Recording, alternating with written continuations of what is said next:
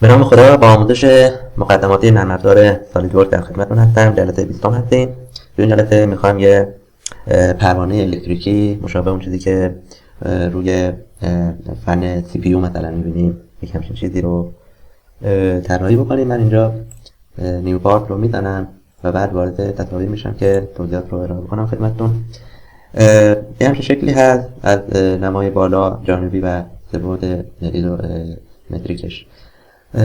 با یه استوانه ساده شروع میکنیم که از مبدأ مختصات رد میشه روی صفحه تاپ پلین و بعدش یه سری خطوطی باید توی اسکچ های جداگانه ترتیب میکنیم. یک خط راست با زاویه مشخص و طول مشخص که روی صفحه تاپ روی اسکچ ترتیب میکنیم. اسکچ رو میبندیم میریم اسکچ بعدی. یک منحنی ترتیب میکنیم باز هم روی صفحه تاپ پلین و بعدش یه پلین یک تعریف میکنیم به موازات صفحه فرانت و گذرا از نقطه انتهای رسم قبلی و بعدش یه پلین دو تعریف میکنیم که با زاویه با صفحه رایت زاویه 13.9 درجه میسازه و حول استوانه مرکزی دوران میکنه که این رو میشه از تمپوراری اکسس محور استوانه رو در واقع مشاهده بکنیم و انتخابش بکنیم و خط دیگری دوباره ترتیب میکنیم، این بار روی صفحه پلین دو که از بالای استوانه 25 میلیمتر فاصله داره و هم تراز هست از لحاظ افقی با خطی که رو مراحل قبلی ترتیب کردیم. بعد از اون یک شکل کمان مانند هست که 4 تا کمان به هم دیگه متصل شدن که این شکل رو بسازن و نهایتا وارد دستور لافت میشیم. تو دستور لافت خطوطی که ترتیب کردیم رو انتخاب میکنیم و بعد با استفاده از همون شکل کمانی شکلی که تو مراحل قبل داشتیم بهش رایت کرو میدیم و گزینه کلوز لافت رو میزنیم و خب این دستور سرفیس لافت هستش. و دو دایره دیگری، یکی که اندازه همون قبلی هست و دیگری هم به قطر 76 میلیمتر ترتیب میکنیم به همون ارتفاع بدنه مرکزی ضخامت میدیم و بعد با دستوری که دستور جدیدی هم هست، دستور ایندنت، انتخاب میکنیم که اون لافت سرفیسی که اینجا انتخاب کرده طراحی کرده بودیم رو و این ضخامتی که اینجا داده بودیم رو البته بعد اون گزینه مرج ریزالتش رو هم برداشته باشیم که بتونیم با دستور ایندنت عملا اون سطح پره‌مانند رو توپر بکنیم با این دستور و بعدش اون بخش اضافی چیز رو عملا خود سرفیس رو ما دیلیت میکنیم. البته دیلیت به این صورت نیست که با کیبورد بتونیم دکمه دیلیت رو بزنیم، باید حتما از دیلیت بادی استفاده بکنیم و بعدش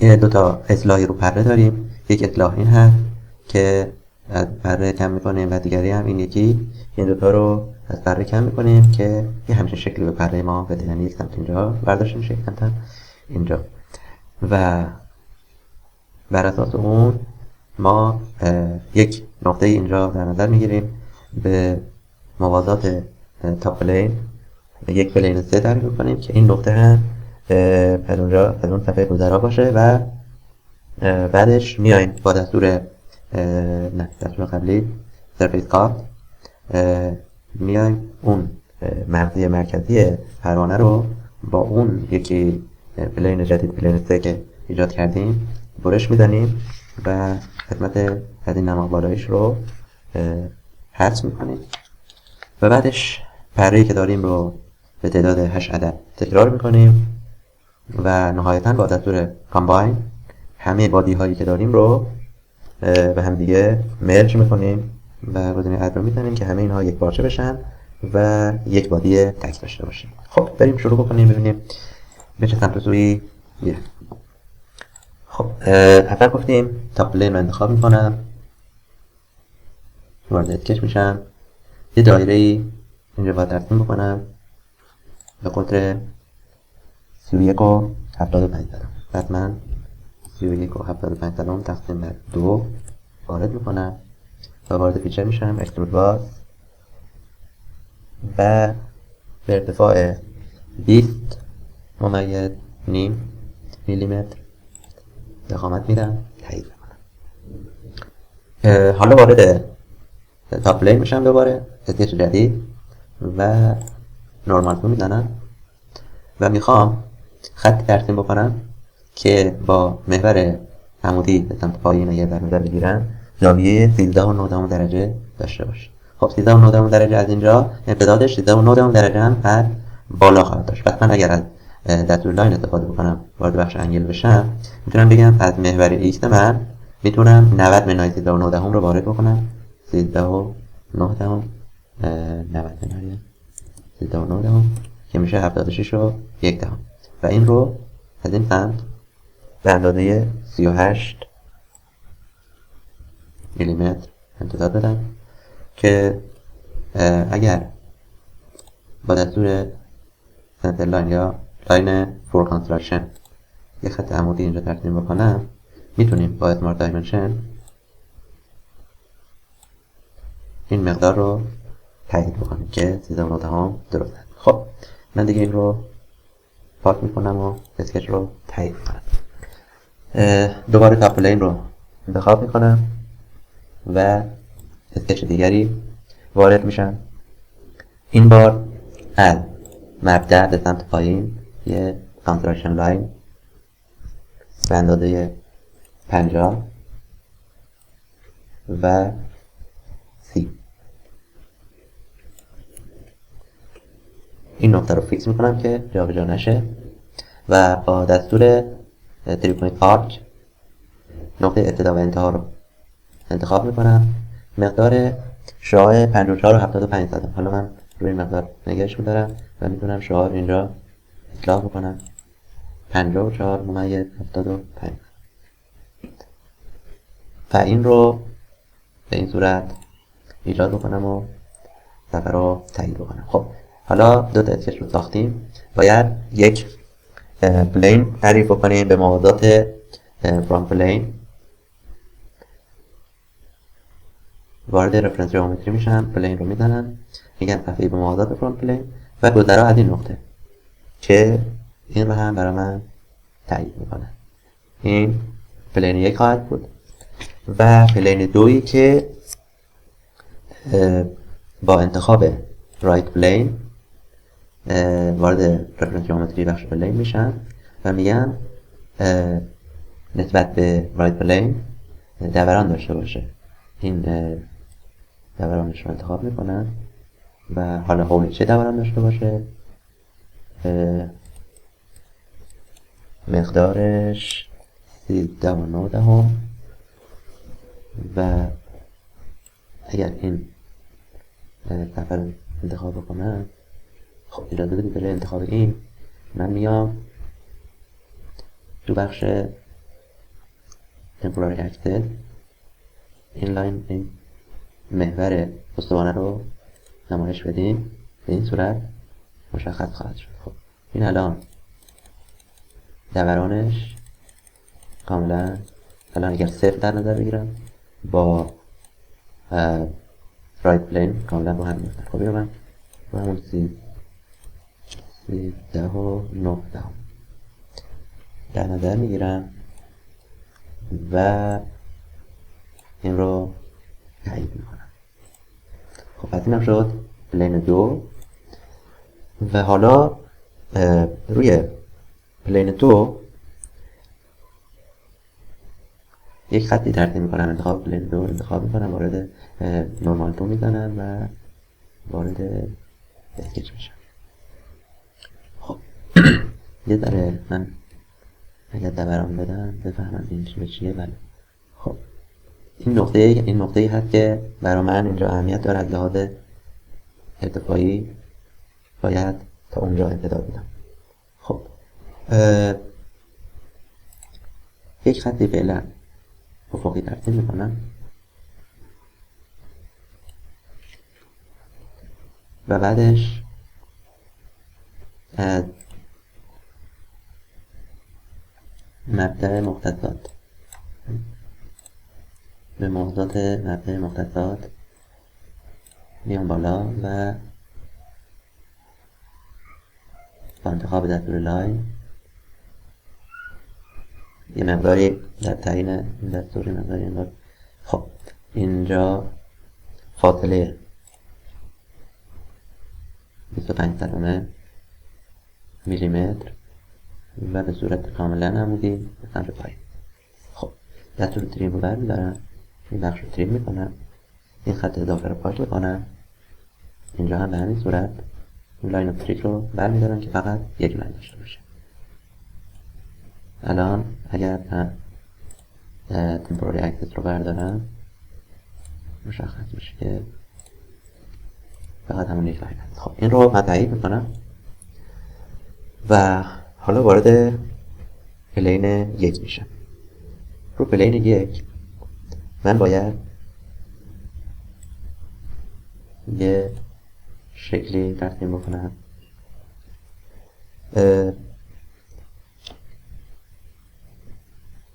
خب انتهای کمان، این نقطه انتهای کمان من هست که بهش نیاز دارم. خب میگم که از محور مرکزی یک یه زوم بکنم اینجا، از اینجا به فاصله 9.13 دارم. 9.13 این رو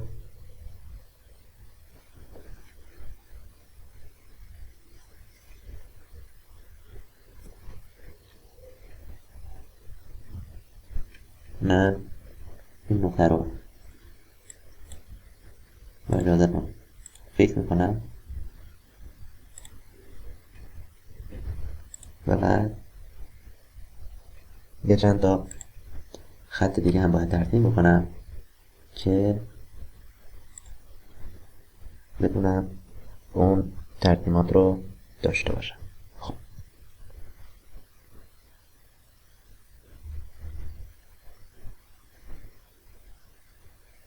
هم از این هم به این صورت هم میارم تا اینجا. خب اینجا من این رو هم فور کانستراکشن خواهم کرد، این رو تا همینجور، این رو هم فور کانستراکشن میکنم.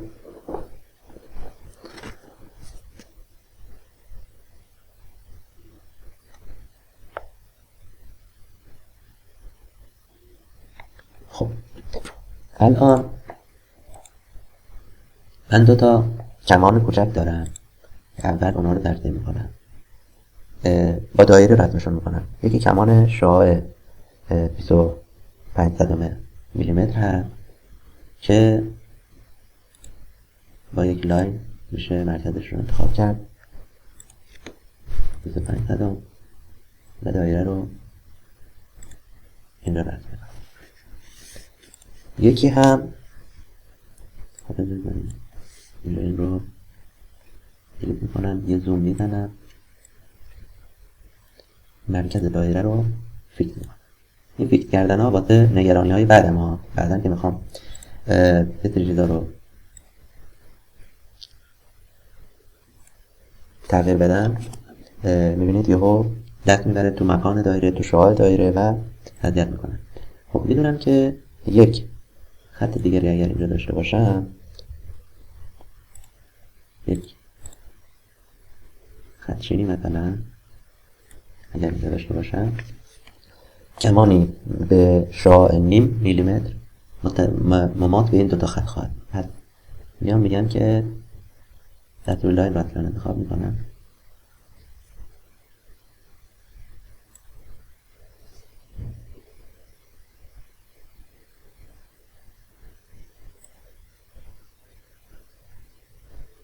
و میگم نیم، یه خط اینجا میکشم و همینطور خط اینجا نیم، یه خط هم اینجا میکشم و بعد با انتخاب این ابزار دایره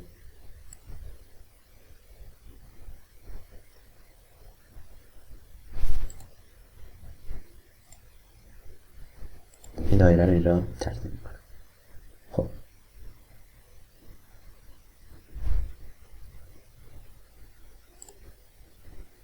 اینا رو دیلیت میکنم که بعدا یادم نره. خب و دایره رو هم فیکس کنم. بسیار. حالا من میگم دو تا کمان دارم، یه R50 یه R35 و میدونم R50 و R35 به این دو دایره کوچکی که دارن مماس هستن. پس برای مرکزیابیشون از این روش استفاده میکنم. میگم این R نیم هست. اگه R50 رو بخوام مرکزش رو پیدا بکنم و دایره به شاه 50 و نیم از همین مرکز فعلا باید ترسیم بکنم.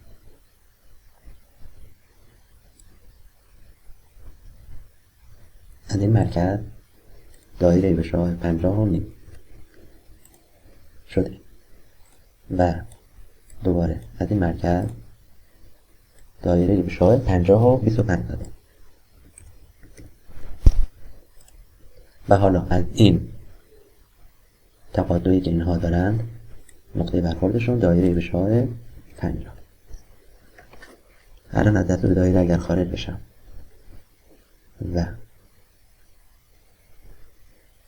دایره ها رو اضافی رو پاک بکنم و همین الان هم دستور پریم رو بزنم که این بخش اضافی این پاک بشه. خب الان میتونم ببینم که در اینجا نقطه تماس کاملا مماس هست، اینجا هم به همین صورت. خب حالا دیگه اضافاتش رو میشه با تریم برداشت.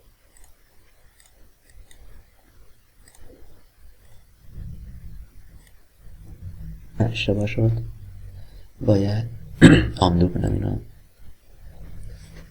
و دستور تریم رو یه نفری زوم بکنیم که اشتباهی انتخاب نکنه. خب دوباره همین عملیات رو برای شاه 35 هم باید اعمال بکنم. پس ابزار دایره رو انتخاب میکنم، بعد این مرکز دایره به شاه 35 رو نیم و از این مرکز دایره به شاه 35 رو 25 دارم و دوباره از نقطه تلاقیشون دایره به شاه 35 از دستور دایره خارج بشن، دایره های اضافی رو پاک بکنم و با دستور تریم این بخش دایره رو حذف میکنم، زوم میکنم ببینم. خب نه، یه اشتباه محاسباتی اینجا رخ داده. ببینید من اومدم دوباره 50 رو با 35 رو با نیم جمع کردم، 35 رو با 25 صدم جمع کردم که عمل اشتباهیه. درستش این خواهد بود که اون نیم و 25 صدم رو ازش کم بکنم. چرا؟ اون کمان ها افتادن اون سمت این دوتا دایره کوچکتر. من 35 منهای 25 صدم، نه محاسبه اشتباهی بود. یک بار دیگه 35 منهای 25 صدم و همچنین 35 منهای نیم. حالا برخورد این دوتا دایره 35 باید به درستی عمل کرده باشه. ببینیم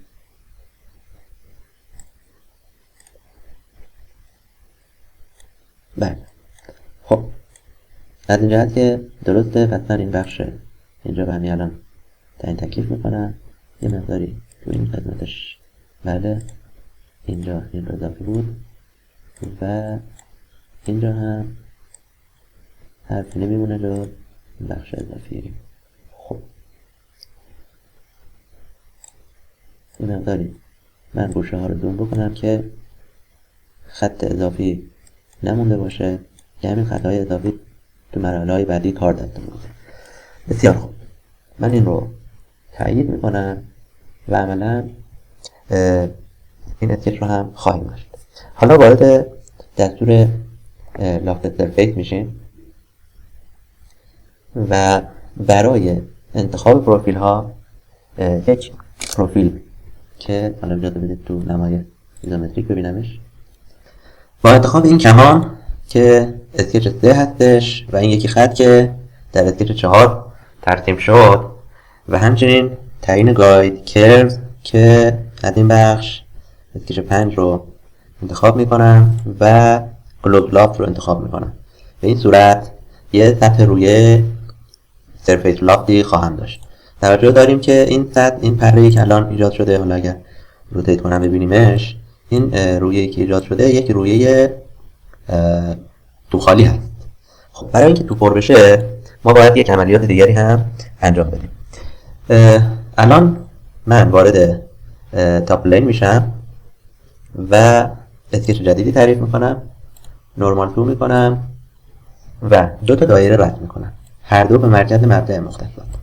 این دایره هستش که شعاعش میشه همون شعاع دایره قبلی که 15/875 بود، و دایره دیگری به شعاع به قطر 76. میگم این دایره بعد قطرش رو 76/2 میذارم و این رو تو بخش فیچر اکسترود بار به طول همون 20.5 میلیمتر بهش ضخامت میدیم به سمت بالا، ولی این گزینه مرج ریزالت رو من برمیدارم. و اگر این رو حالا تایید کنیم میبینید که اینجا تعداد سالید بادی شده 2 تا، دیگه مرج نمیشه با بادی های قبلی. و بعد حالا میگم که خب ما یک ابزاری داریم تحت عنوان ایندنت. ابزار ایندنت رو من از دستورات فیچرز خواهم داشت که حالا اگر اینجا نباشه میتونیم از بخش ایندنت فیچرز گزینه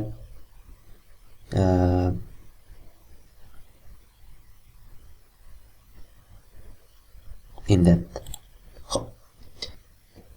خب اینجا برای تارگت بادی من یه مقداری مدل رو میچرخونم و زوم میکنم. این بخش تارگت بادی رو انتخاب میکنم و که میشه با تکستور 2 و برای چیز هم برای تول بادی ریجن این بخش رو وارد میکنم که میشه پوینت ات فیت 1.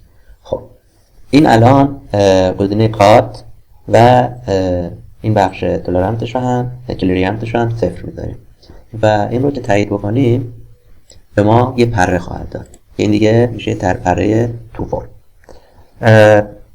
گفتیم که بعد از این ما خب اجازه بدید من فعلا پلین 1 و 2 رو مخفی کنم، چندان از دیدنشون خوشحال نیستم. خب الان من میرم توی تاپ پلین دوباره و تصمیم دیگری انجام میدم. یکی از مرکز میدونم اگر کانترکشن لاین رو فعال بکنم مقدار 52 به صورت افقی و مقدار 46 به صورت عمودی این مرکز دایره ای رو بهم میده به شعاع 35. خب حالا اگر این دایره رو من کات بزنم، فیچر کات اکسترود، خب برای راحتی کار میزنم تو آل بود سطح داخلی. خب بود میگه که جواب نمیده، تو آل و تایید. خب از نمای بالا من نگاش بکنم. حالا قبل از این که من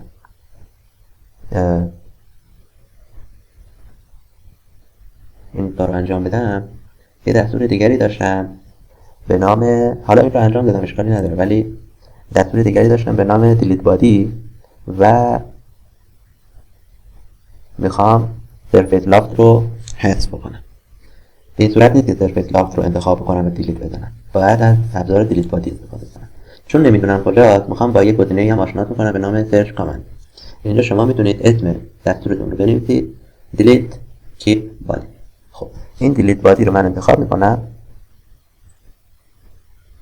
و بادی مورد نظر رو انتخاب میکنم که میشه سرفیس لافت 1.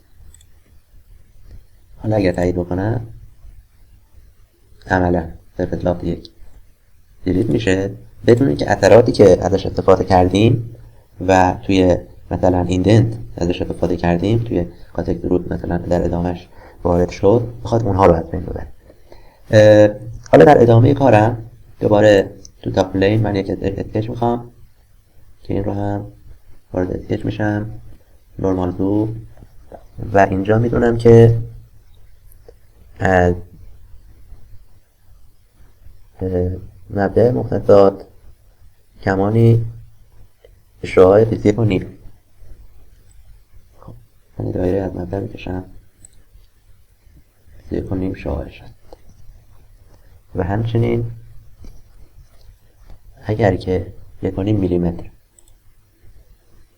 به صورت فور کانستراکشن از این مبدأ مختصات به سمت پایین حرکت کنم و بعد یک خط افقی ترسیم کنم که دایره اون استوانه مرکزی رو قطع بکنه، اون موقع میتونم یک خطی به طول 7 میلیمتر که این شعاع 5 میلیمتری هم ایجاد میکنه اینجا که میشه خب 21.5 2 تا نیم ازش کم کنه میشه 20.5. خب پس من اول یک دایره ترسیم میکنم به شعاع 20.5 و بعد میگم که اگر دایره دیگری به شعاع 7 رسم بکنم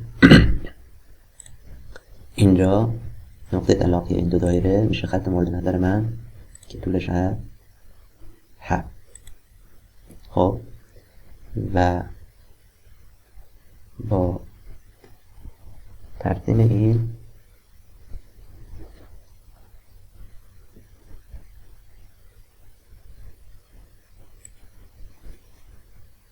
من یه دایره دیگری اینجا هم خواهم داشت به شعاع نیم. بسیار خطوط اضافه رو پاک میکنم. یکی این دایره هست، یکی این دایره، یکی این نه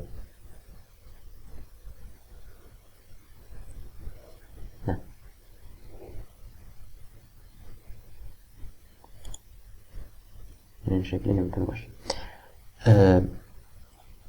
امتداد این رو من میتونم به دستور اکستند به این صورت وصل کنم به دایره و بعد اینجا دایره دیگری رد بکنم و حالا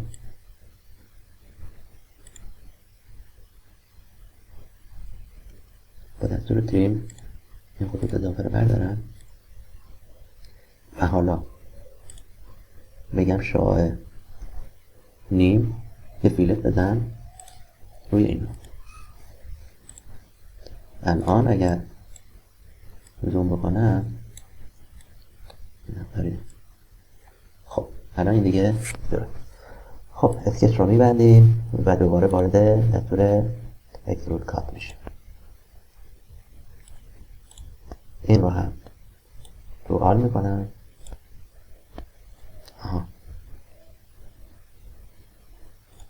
از بالا که نگاش بکنیم یه بره من دبران هم بدم.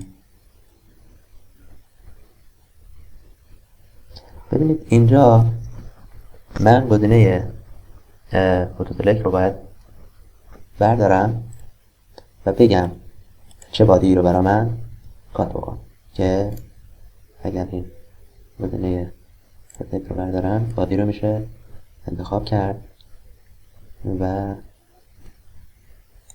اون چی مون ازش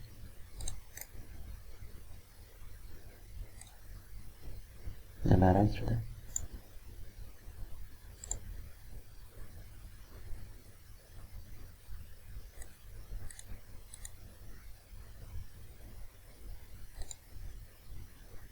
بله. خب حالا این رو خواهم داشت. من یه پلین دیگری میخوام تعریف بکنم با انتخاب تاپ پلین و این نقطه اگر بتونم زوم بکنم انتخابش بکنم که به موازات تاپ پلین هست و گذرا از این نقطه. و حالا میخوام دستور Cut with Surface دستور Cut with Surface پیداش بکنم. خوبه این Offset Delete. خب بازم دست به دامان این ابزار میشم Cut with Surface. خب بگم پلین 3 و سلکتد بادی دو تا سلکت رو برمیدارم و میگم این بادی مد نظر من با اکسترود 1 هستش. این رو لطفا برای من کات بکن. بسیار این الان این رو کات کرد. اجازه بدید این اسکش رو اینجا بردارم که نبینمش. بسیار در مرحله بعدی وارد سیرکولار پترن میشم و با انتخاب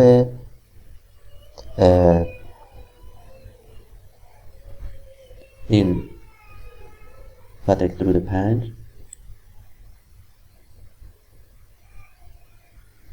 به عنوان پترنی که قراره فیچر تو پترن یا بادی تو پترن ببینم بادی فیچر تو پترن فیچر تو پترن بادی. خب اینو برمیداریم میریم تو بادی. تو بادی میشه فیچر رو باید بردارم. خب بریم بذارید دایرکشن اول این استوانه رو انتخاب کنم با اون دایرکشن. تعداد رو هم که میدونم 8. بعد خب این فیچر اینو برمیدارم بادی رو انتخاب میکنم و چی رو انتخاب باید بکنم؟ قبل اکسترود 5 رو.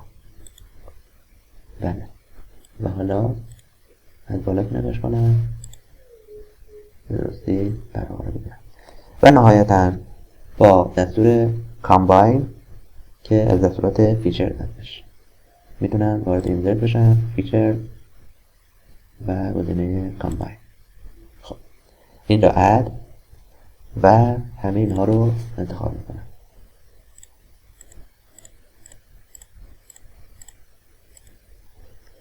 قطع اکسترود 5 سرفیس 1 سرکولار پترن 1 2 3 4 5 6 7 همه رو یک جا میگیرم و اوکی میکنم که کامباین میشه. حالا که کامباین شد دیگه ما مثلا بخش بادی نداریم که بخواد چند بادی مختلف داشته باشه. همه یک پارچه و منسجم هستش. این هم پروانه الکتریکی ما هست که معرف حضورتون هستش. خب این جلسه هم همینجا به اتمام میرسه. من این رو ذخیره میکنم و شما رو به خودم میسپارم. خدا یار و نگهدارتون.